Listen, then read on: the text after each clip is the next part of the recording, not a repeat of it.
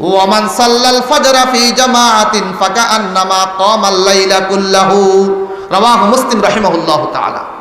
ইমাম মুসলিম রাহমাতুল্লাহ আলাইহি হাদিস বয়ান করেন, যদি কেউ এশারের নামাজ জামাতে পড়ে, কি বললাম, যদি কেউ এশারের নামাজ কি পড়ে, জামাতে পড়ে, সে অর্ধেক রাত্রি ইবাদত করলে যে সওয়াব, আল্লাহ তার আমলনামায় এই সওয়াব দান করছেন।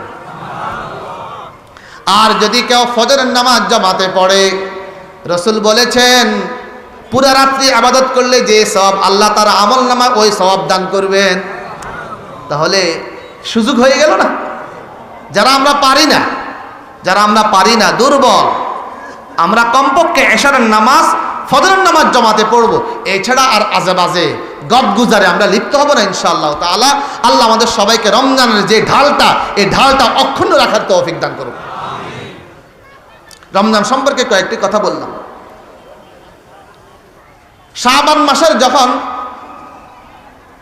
29 তারিখ আসবে, তখন আমরা সবাই চাঁদ দেখার চেষ্টা করব। রাসূল আকরাম সাল্লাল্লাহু আলাইহি সাল্লাম বলেছেন, আহসু হেলালা শাবান আলি রমাদান, তোমরা শাবান মাসের চাঁদকে গণনা করো রমজানের জন্য। কিসের জন্য? রমজানের জন্য। তোমরা শাবান মাসের চাঁদকে গণনা করো কিসের জন্য? রমজানের জন্য। এটা একটা সুন্নত। সবাই এই আমলটা করার জন্য কি করব? চেষ্টা করব। শাবান মাসের 29 তারিখে সবাই চাঁদ দেখার চেষ্টা করব। বাংলাদেশে হেলাল কমিটি আছে, এটার উপর নির্ভর করে চাঁদ দেখব না, এটা যেন কখনো না হয়। চাঁদ দেখব, চাঁদ দেখা এক দলের জন্য ফরজে কিফায়া। তবে আল্লাহ রহমতে বাংলাদেশে আলেম ওলামারা আছে, তারা চাঁদ দেখে, এই জন্য আপনাদের উপর এই দায়িত্ব বর্তায় নেই। যদি কেউ না দেখতো তাহলে কিন্তু সবাই ফরজে কিফায়া ছাড়ার গুনাহগার হইতাম আমরা। জানাজার নামাজ যেরকম ফরজে কিফায়া, চাঁদ দেখাও কিন্তু এক দলের জন্য ফরজে কিফায়া।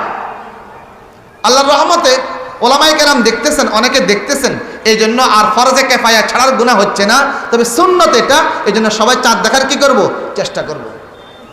29 তারিখে চাঁদ দেখলাম না, কোনো অসুবিধার কারণে, রাসূল বলেছেন, ফাইন গুম্মা আলাইকুম ফাকদিরু লাহু সালাসিন, যদি কোনো কারণে চাঁদ না ওঠে 29 তারিখে, তখন তোমরা 30 তারিখ পূর্ণ করে ফেলো।